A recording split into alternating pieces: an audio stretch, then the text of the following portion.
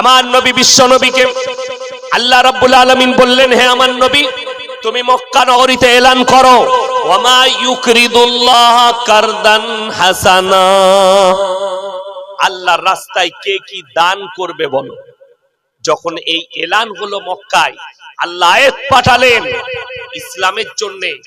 বেঈমান কাফেররা মক্কার বলতে লাগলো, শুনেছো শুনেছো, মুসলমানদের আল্লাহ ফকির হয়ে গেছে। জোরে বলুন নাউজুবিল্লাহ।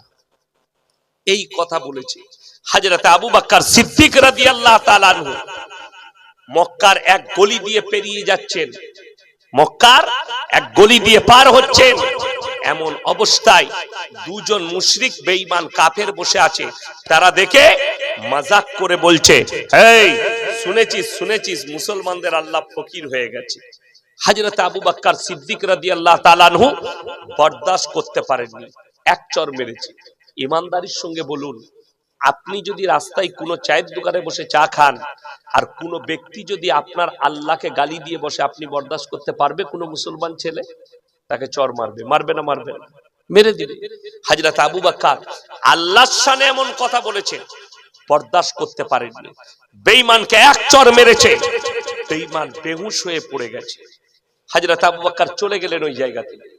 বেঈমানের হুঁশ ফিরেছে, দুই বন্ধু নবীজির দরবারে হাজির।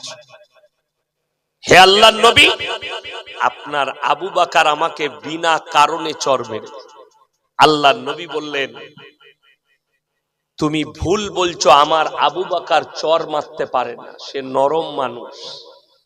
উক্তকালে আবু বকর হাজির নবীজির দরবারে। আল্লাহর নবী বললেন, হে আবু বকর, তুমি কি বেঈমানকে চর মেরেছো? ইয়া রাসূলুল্লাহ, আল্লাহর শানে এমন কথা বলেছে, আমি বরদাশত করতে পারিনি, আমি এক চর মেরেছি। নবীজি বিচারে বসলেন, বিচার করছেন, কলিজার টুকরার বিচার। বেঈমানরা দুজন, হযরত আবু বকর একা।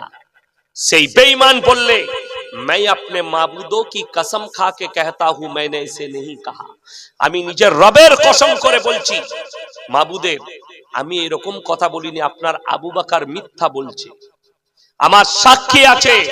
আপনার আবু বকরের সাক্ষী কে আছে জিজ্ঞেস করুন। হযরত আবু বকর একা। আবু বকর কজন? একা। তারা কজন? দুজন। বিচার করতে বসেছেন নবীজি রাহমাতুল লিল আলামিন। আমাদের বিচার তো এক কাপ গাঢ় দুধে চা দিলেই বিচার পাল্টিয়ে যায়, ঠিক বললাম না?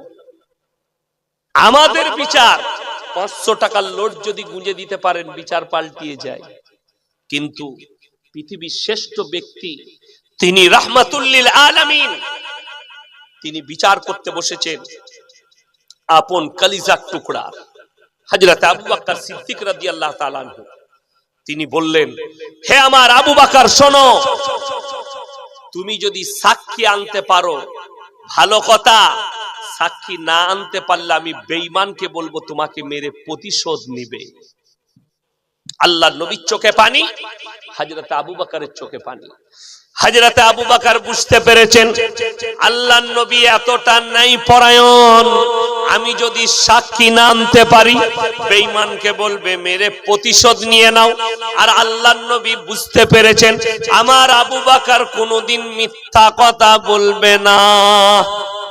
নবীজি ভাবছেন আমার আবু বকর কোনোদিন মিথ্যা কথা বলতে পারে না। আর আবু বকর ভাবছেন আমি সাক্ষী না আনতে পারলে বেঈমানকে নবীজি বলবে মেরে প্রতিশোধ নিয়ে নাও। দেখুন আবু বকর হকের উপরে আছে না না হকের উপরে? বাবা, হকের উপরে। আল্লাহ রাব্বুল আলামিন এরপর কোরআন খুলেন, সঙ্গে সঙ্গে জিবরিল আমিনকে পাঠালেন। জোরে একবার বলুন সুবহানাল্লাহ, আরো জোরে বলুন সুবহানাল্লাহ। হকের উপরে থাকার কারণে আল্লাহ রাব্বুল আলামিন সঙ্গে সঙ্গে কাকে পাঠালেন? জিবরিল আমিনকে কোরআন নিয়ে পাঠালেন। ইন্নাল্লাহা ফাকিরু ওয়া নাহনু আগনিয়া সানাকতুবু মা ক্বালু। হে আমার নবী, আবু বকরের সাক্ষী আমি আল্লাহ দিচ্ছি, বেঈমান মুশরিক কাফের বলেছে আল্লাহ ফকির। জোরে বলুন সুবহানাল্লাহ। আল্লাহ নিজে সাক্ষী দিলেন হকের উপরে টিকে থাকার কারণে। আপনি হকে টিকুন, আল্লাহ আপনার সাথে থাকবে, পৃথিবীর কারুর প্রয়োজন